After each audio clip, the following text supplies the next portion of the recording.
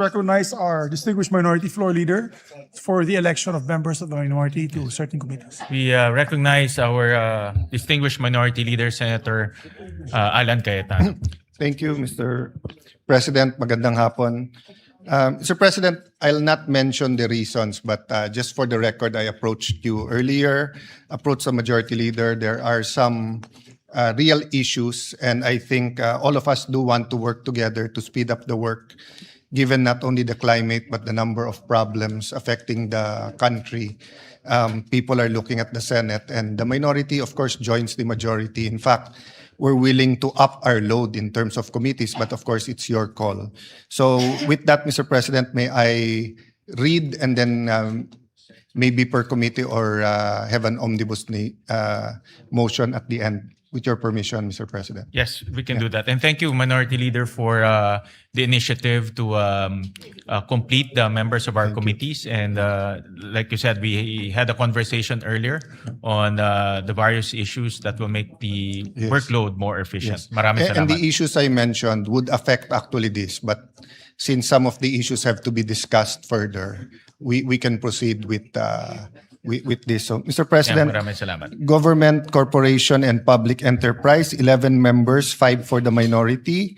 So, Senator Camille Villar for the chairperson, Senator Marcos as deputy, Senator Alan Cayetano as vice chair, ex officio, Senator Villar Mark, Senator Go, and Senator Legarda.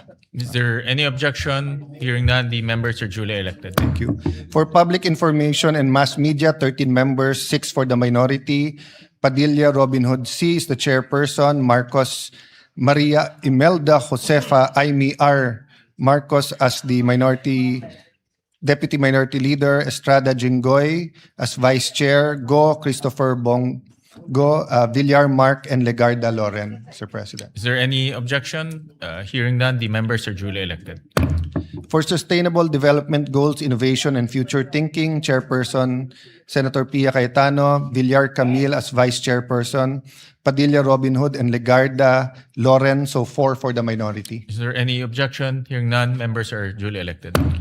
For Tourism, Marcoleta Rodante as Chairperson, ex officio member Aimee Marcos, Vice Chair Camille Villar, Legarda Loren, Go Christopher Lawrence, Villar Mark, and Padilla Robin Hood. So 7 out of 15 for the Committee on Tourism, Mr. President. Is there any objection? Hearing none, members are duly elected. Mr. President, for Basic Education, recognizing the chairman, Chairman Bam Aquino. For the minority, Senator Aimee, Senator Legarda, Senator Pia Cayetano, Senator Bongo, Senator Mark Villar, Senator Padilla, and Senator Villar Camille. Is there any objection? Hearing none, members are duly elected. For the record, that's 7 out of 15. For Higher Education, Mr. President, and Technical Education, chaired by the former TESDA Secretary, Joel Villanueva, Marcos Aimee, Go, Bongo, Senator Legarda, Senator Mark Villar, Senator Padilla, Senator De La Rosa, Senator Marcoleta. So 7 out of 15. Is there any objection? Hearing none, members are duly elected. For the Committee on Labor, Chairperson Joel Villanueva, Marcos Aimee, Go, Christopher Lawrence, Villar Mark, Padilla Robin Hood, Legarda Loren, De La Rosa, and Estrada Jinggoy. So that's 7 out of 15. Is there any objection? Hearing none, members are duly elected. Sir President, for migrant workers, chaired by Senator Raffy Tulfo, Marcos Aimee, Go, Bongo, Villar Mark, Padilla, Robin Hood, De La Rosa, Camille Villar, and Marcoleta Rodante for 7 out of 15 members. Is there any objection? Hearing none, members duly elected. For the Committee on Public Order and Dangerous Drugs, chaired by Senator Lacson, Marcos Aimee, Christopher Bongo, De La Rosa, Ronald, as vice chair, requesting as vice chairperson both Senator Go and Senator De La Rosa. Requesting, no. Padilla Robin Hood, Legarda Loren, so that's 5 out of 11 members. Is there any objection? Hearing none, members are duly elected. 1 second lang, Mr. President.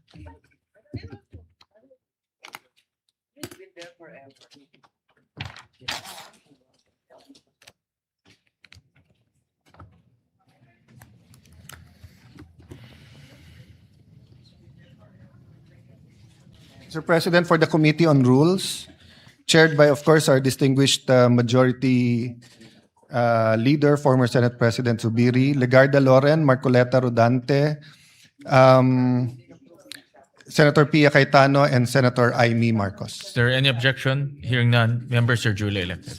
Thank you, Mr. President, and I commit to keep talking to our Majority Leader over the weekend and yourself so that we can resolve all issues by Monday. Maraming salamat to our Minority Leader.